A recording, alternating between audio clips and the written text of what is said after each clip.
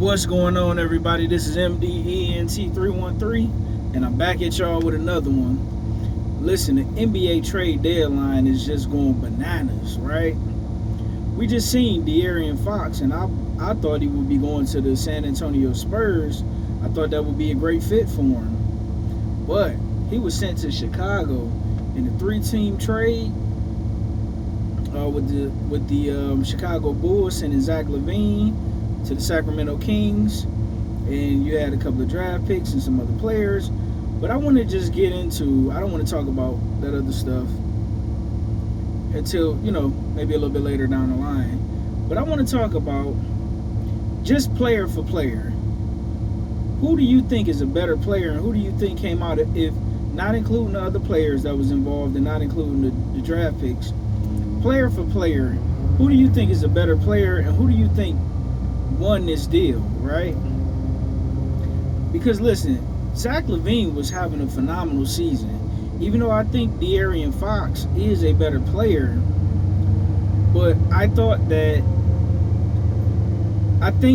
say this, De'Aaron Fox, in my humble opinion, is a better player. He's a better talent, but I don't think he's a better fit with the Chicago Bulls, in the same way that I don't think Zach Lavine is a better fit for Sacramento, right? Because when you look at, well, both these guys do well, right? Well, they both can score, but here's the difference, right? De'Aaron Fox is a better overall playmaker than Zach Lavine. I think he's a better playmaker. I think he's a better assist man, and I believe he's a better scorer, right?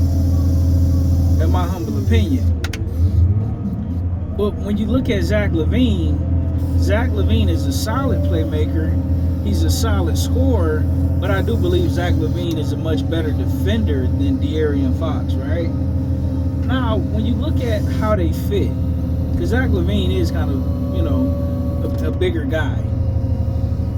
Now, when you look at how they fit, it's pretty strange, because De'Aaron Fox and Kobe White, they both play a similar style and a similar game. So how is that going to translate to wins on the court? And I don't believe that it will, right? I believe they're going to hurt one another, because they play almost pretty much exactly the same, but with De'Aaron Fox is a much better version of Kobe White, right? Now, I do think he'll help. I know one person that he'll help for sure, and that's Vujacic, the power forward. I believe he'll get a lot more easier baskets and a lot more touches, and he'll have a much easier time scoring the basketball, right?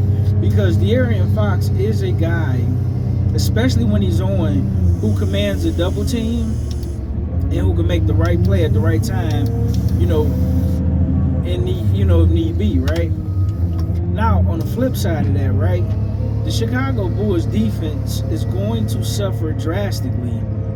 In addition to that, now you're gonna have to put Lonzo Ball in, because you're gonna, in my opinion, you're gonna have to play Lonzo Ball at the point, put De'Aaron Fox at the 2, Kobe White at the 3, Vujacic at the 4, and I forgot the gentleman's name for the center. Because Lonzo Ball is a good defender, he himself is a phenomenal playmaker as well, right? But when you look at the other side, when you look at Zach Lavine is extremely similar to a guy that they just picked up in free agency in DeMar DeRozan. Now, I don't see this helping. Well, it will kind of help defensively, one aspect, right? Because Zach Lavine is a solid defender, and you put him next to DeMar DeRozan. Now you got two guys on the perimeter that can defend, but the problem is your playmaking is going to suffer drastically. And the best playmaker on the team is now Sabonis, right? So, I mean, I don't want to harp too bad, because Zach Lavine was having a solid season, on the offensive end, scoring the ball. But a lot of your playmaking now is going to have to get ran through Sabonis.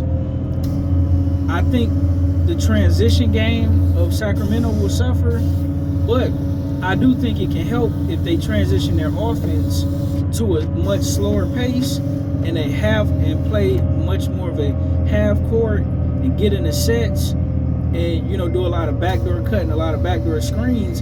In addition to that, outside of Monk and Cuter coming off the bench, their 3-point game is going to suffer. But at the same time, I don't want to just say that because De'Aaron Fox wasn't a fantastic 3-point shooter in his own right. But the thing is, because he was a much better playmaker, he could get a lot of open buckets for a Malik Monk, right? I don't see Zach Lavine or DeMar DeRozan really getting the ball to those 3-and-D guys, but I could be wrong. I personally think that this trade actually hurts both teams. Now when you factor in the players that was involved and the draft picks that was involved, that's kind of a different story, right? I think Sacramento kind of came out on top on that end. But if you're looking at player for player, right, I personally think that this kind of hurt both teams. I think both guys fit pretty well where they were at. And I don't know, I would give this grade for both teams. I would give the Sacramento Kings, I would give them a C, right? The Chicago Bulls, I would give them a D. I mean, I don't understand the thinking behind this. I don't understand the logic and the reasoning. But, hey, I guess they was tired of Zach Lavine. I do know he was having issues, with his coach in the organization. So, if you want to say, well, it helps in the respect that you get rid of a lot of that toxicity out the locker room, then maybe. But as far as playing style and team fit, this wasn't good. It was kind of like it was null and void, to be honest. I mean, it was a zero-sum game for both teams. I don't understand it, but hey, you guys, let me know what you think in the comment section. Like, share, and subscribe.